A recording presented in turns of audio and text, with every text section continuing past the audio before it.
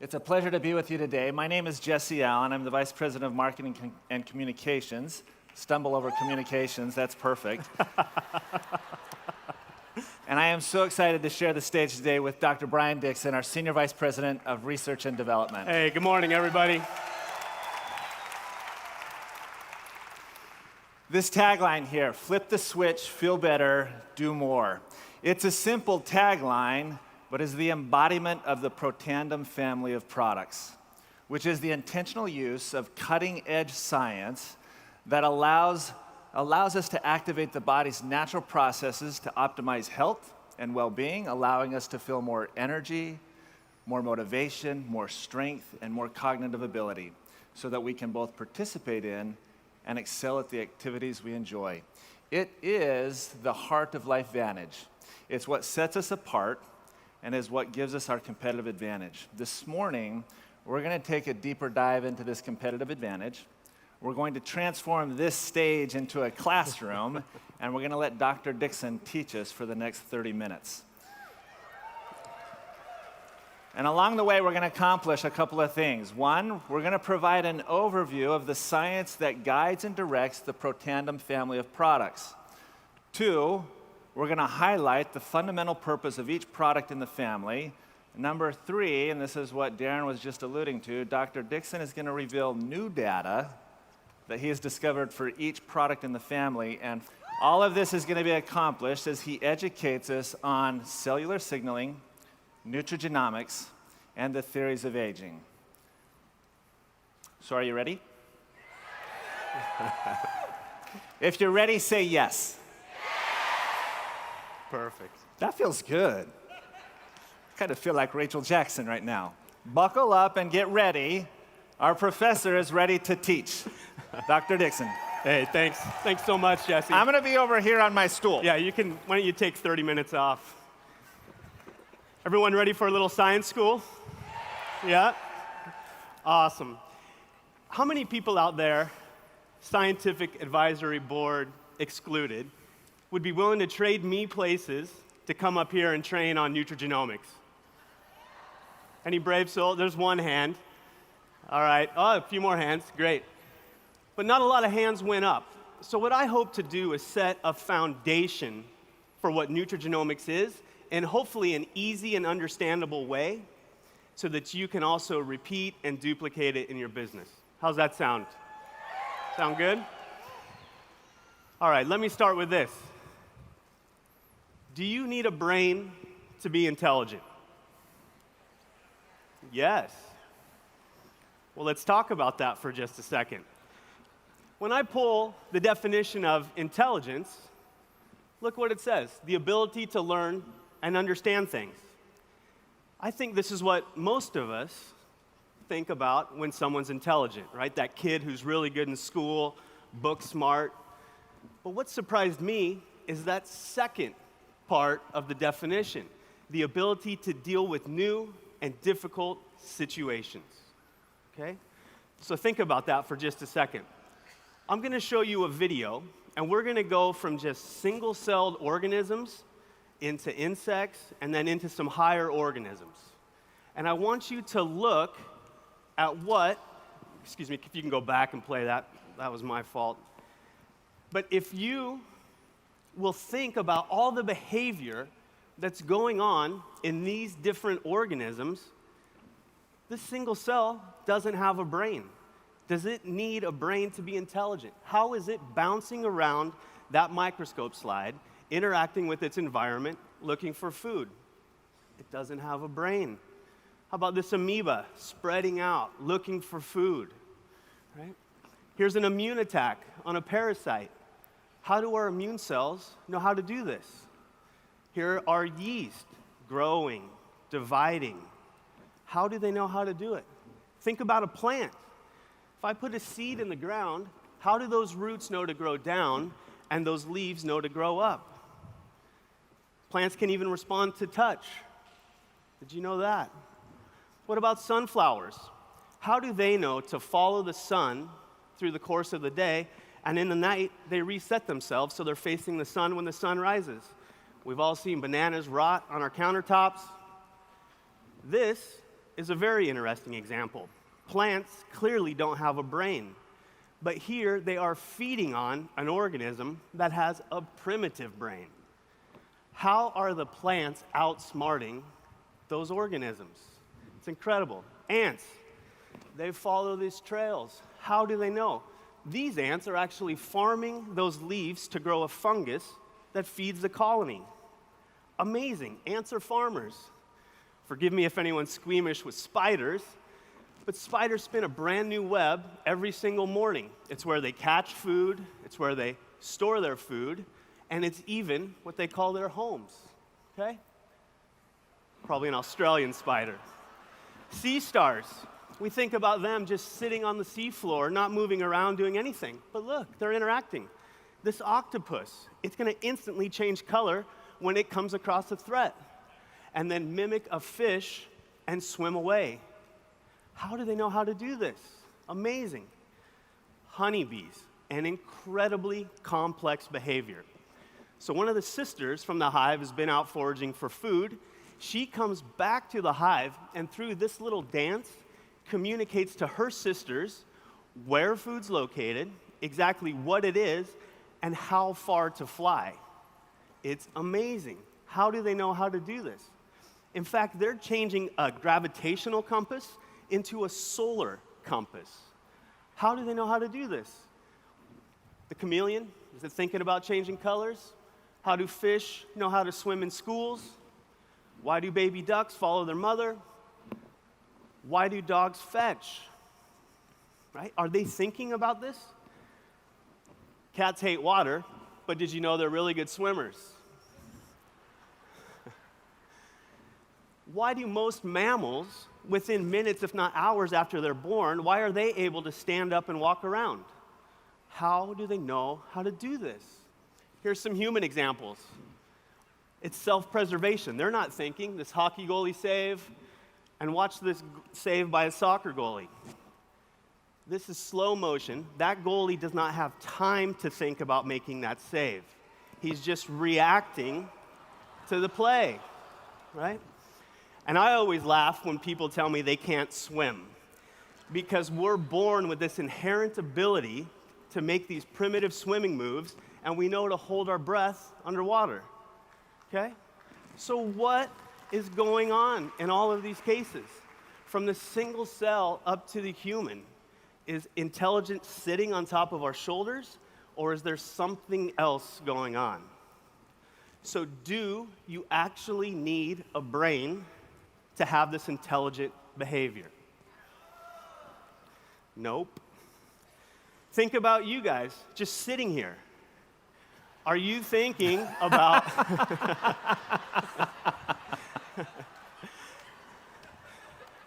Are you thinking about the blood going through your veins? Are you thinking about all those nerve impulses? Are you thinking about your breathing? Are you thinking about digesting the breakfast that you had this morning? If you were fortunate enough to get a workout in, are you thinking about your body repairing those muscles and building up those bones? Or is it just happening? It's just happening. I'm going to show you one more example, okay? I love to use the skin for an analogy, right? The skin is an organ, but I love it because we can see it. And forgive me if anybody's squeamish with blood. I'm going to show a video of a woman who cut her finger pretty badly preparing dinner. A pretty bad cut.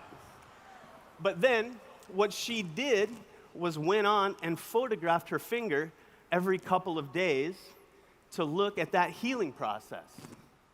What most of us don't appreciate is the wound healing process is an incredibly organized process.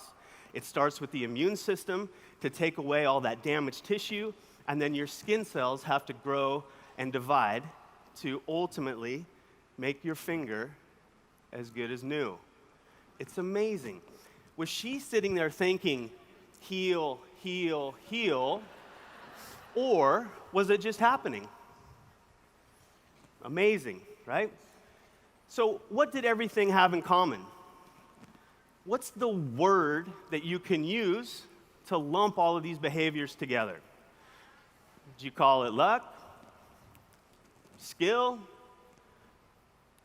adaptation, maybe we're getting a little warmer. If you were to ask me, I'd call it this: instinct.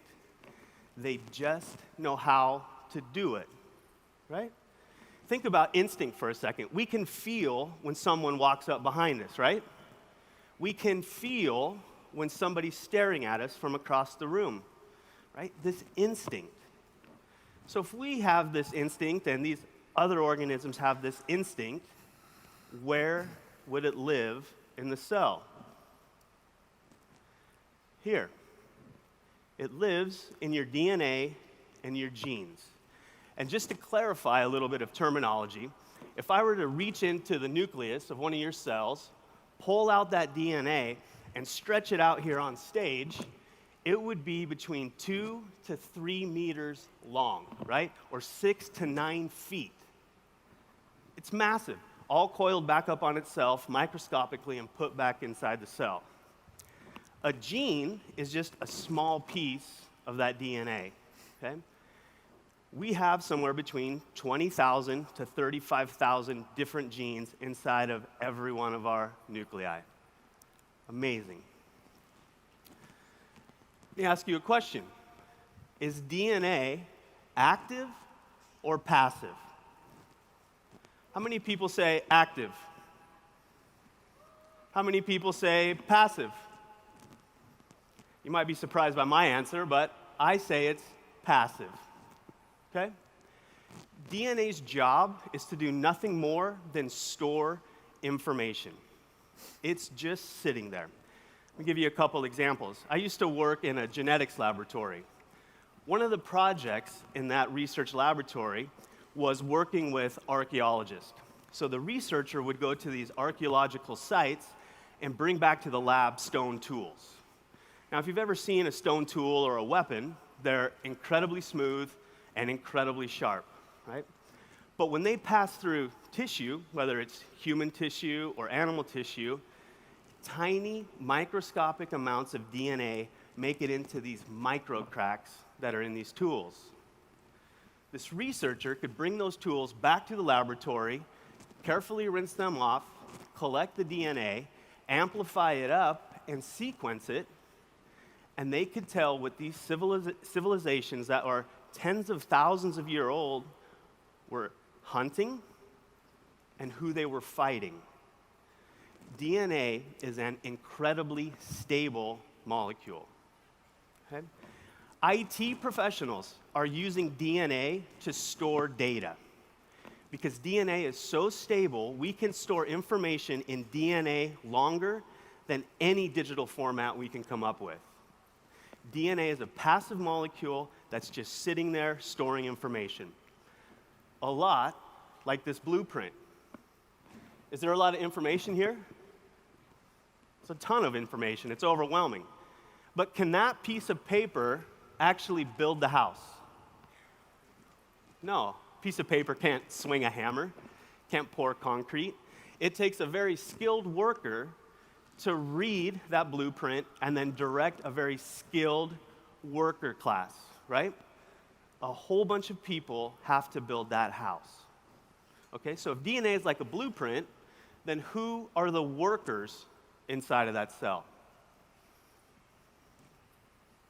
Who are the workers?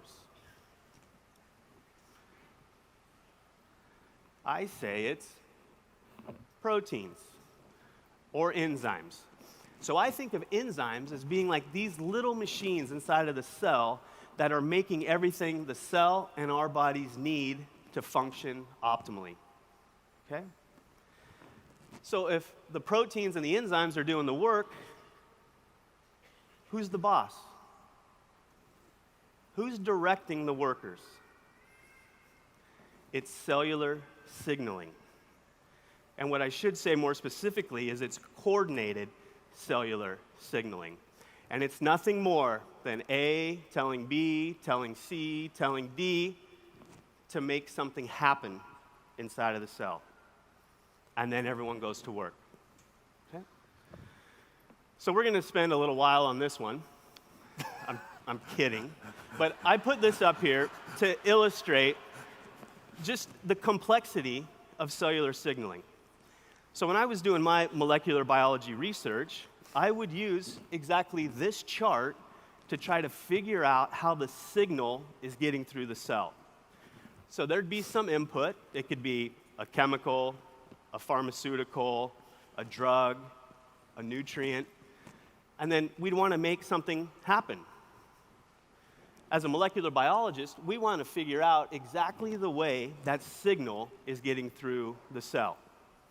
But as complex as that is, it's nothing more than A telling B, telling C, telling D, and then what? Something happens. Okay? So what initiates this cellular signaling? What kicks it all off? They're called receptors.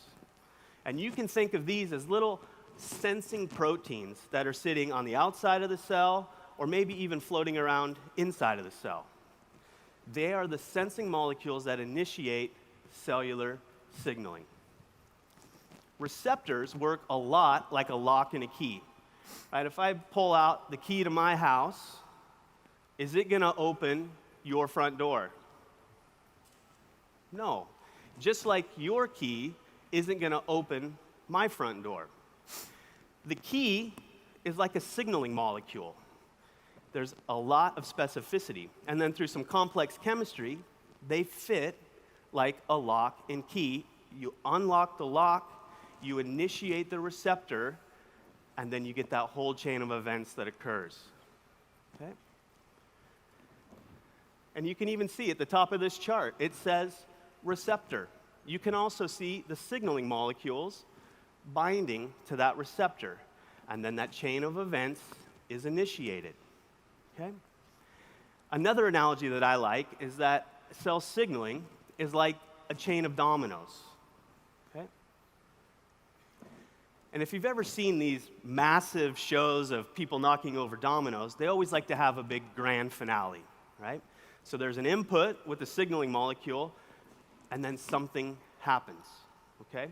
So I'm going to show another video here, but can you all see the different aspects of cell signaling here? What would the signaling molecule be? Finger. The finger. Where would the receptor be? It's the first domino. Then you get the chain of events, and then something's going to happen. So watch, a tiny little input. Bing. One domino is going to knock over 2 dominoes. And then all of those dominoes fall, and then bang, something massive happens. Okay? This is the power of cellular signaling. Okay? We can get massive effects from tiny little inputs. And I can give you 2 examples you're probably familiar with. Think about a bodybuilder. They can inject small amounts of testosterone, and they can put on massive amounts of muscle. We completely remodel their physiology.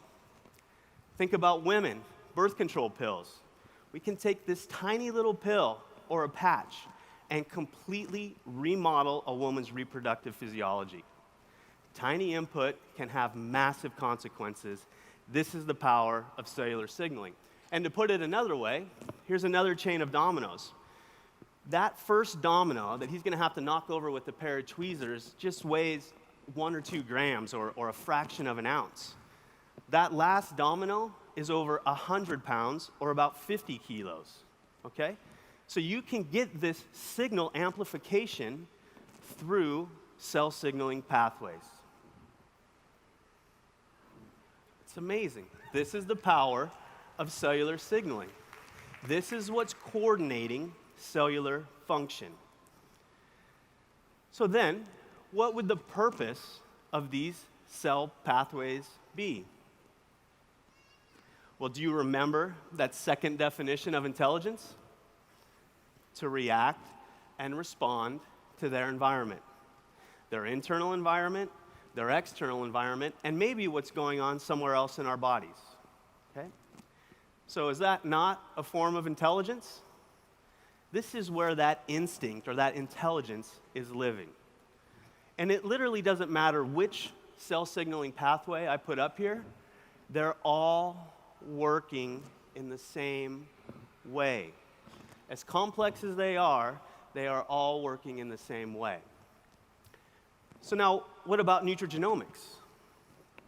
For me, the seminal work is here.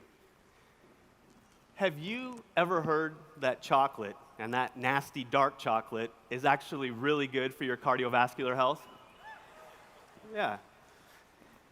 But why is that? And this was exactly the question that these researchers wanted to answer. Why is chocolate so healthy for us? So these researchers go in, they pull out the different compounds from chocolate, and they start to investigate them. But to their surprise, they found two things. One, these compounds aren't actually that abundant in chocolate. So they're present in low concentrations. Moreover, they found that when they give these compounds to people, they are very poorly absorbed. So if there's not a lot of them to begin with, they're not bioavailable, how can they be having such great effects? This is what they sought to answer. They found that one of these compounds from chocolate can't make it into the cell.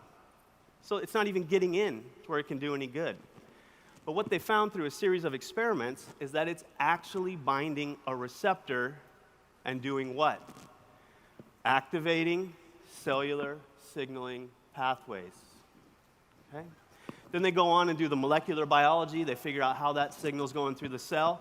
And they're even able to identify the proteins that needed to be turned on so that we can experience those cardiovascular health benefits when we indulge in some dark chocolate. Okay? This is the whole concept of nutrigenomics, using nutrients to activate cell signaling pathways to turn on health-promoting genes. Simple, right? So now you can trade me spots and finish the lecture then. How's that? So how does LifeVantage then apply these principles to its product line? How are we utilizing nutrigenomics in making you as healthy as possible? The easiest way to talk about it is by couching it in the theories of aging. Okay? Now, there are many, many different theories of aging out there, and you might ask yourself, well, why is that? Well, researchers have been looking for years and years and years to try to find the one thing that's responsible for the aging process. But they weren't able to find it. So then they add a new theory and a new theory. They still haven't found the one thing that's responsible for why we get old. So what's probably going on is there's an additive effect with all of these different theories. A little bit of the deleterious effects from one, from another, and you get these additive effects. So our approach has been to tackle the most well-known, the most researched, and then how can we combat them, okay? So here's the pathway for NRF2. You've all heard of NRF2? Yeah. Once or twice. So look, NRF2 gets released, goes into the nucleus, and flips these switches for these protective and survival genes, okay? So how are we utilizing this knowledge in our product line? And in this case, specifically, Protandim NRF2 Synergizer. It's simple, right? Think about signaling molecule or input. It's nothing more than the ingredient deck. What's the switch? I'll give you a hint. It's in the name of every product, okay? In this case, it's the NRF2 pathway. And then we get all of those benefits that we experience, okay? So both Darren and Jesse have talked about some new data that we got back, okay? So we were asking the experimental question, if Protandim NRF2 Synergizer is working as advertised, can we measure it? So NRF2 is going to go into the nucleus, and can you see it's going to turn on genes? We looked at two of those genes, and the names don't really matter, but it's NQO1 and heme oxygenase, right? Two of these pro-survival genes that are regulated by NRF2. So if Protandim NRF2 Synergizer is working as advertised, we should see those genes turned on, right? Well, look what we found. In just 24 hours, we saw a 40% increase in NQO1 and a 51% increase in heme oxygenase. The products are working as advertised. How about the second theory of aging, the mitochondrial theory of aging? If you're not familiar with what the mitochondria are, they are the powerhouse of the cell. Okay? They are literally generating all of the energy that we need to function every second of every day. They are so important to our health and well-being that if I were to take somebody, snap my fingers, and shut off their mitochondrial function, they would be dead in a matter of seconds. That's how much energy we're consuming. The most toxic compounds on Earth work by shutting down mitochondrial function. Okay? They are essential for our long-term survival. Okay? So what's the mitochondrial theory of aging? The mitochondrial theory of aging states that as these mitochondria are working, and even the healthiest of mitochondria are producing a little bit of oxidants and free radicals. So those oxidants and free radicals are working back on the mitochondria, causing damage, and you start to get this vicious downward spiral. The mitochondria are also particularly susceptible to other insults and oxidative stress and free radicals. So you can see it just continues to viciously spiral downhill. As we age, the mitochondria don't work as efficiently, and they produce even more free radicals and antioxidants. So we were asking the questions, were there things we could do to promote mitochondrial health? The gene that's been shown to regulate mitochondrial health and mitochondrial turnover is called what?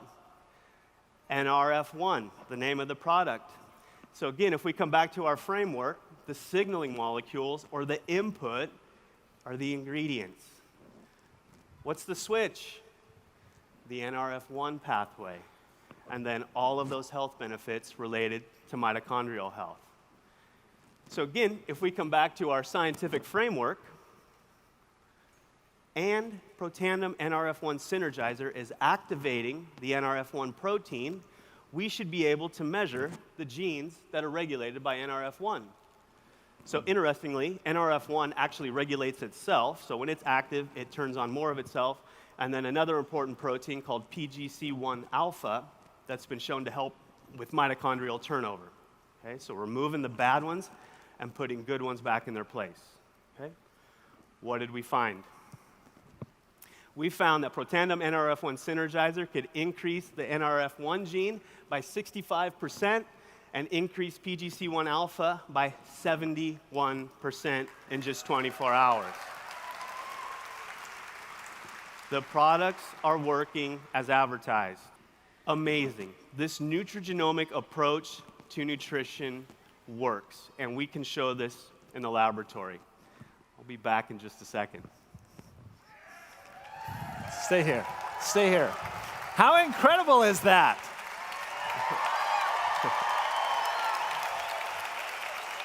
How incredible is he? Thank you, everybody. This is what I get to do all day, every day. I just get to sit and listen to him. So I don't know if your notebooks are full. I didn't see a lot of notes. I saw some. Your batteries are probably dead on your phones, though. Thank you. Oh, my pleasure. I love listening to you. I love learning from you.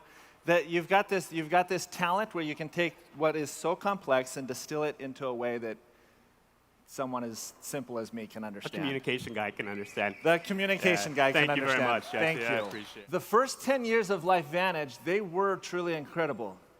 But the reality is that they were only a mere stepping stone for what lies ahead of us right now.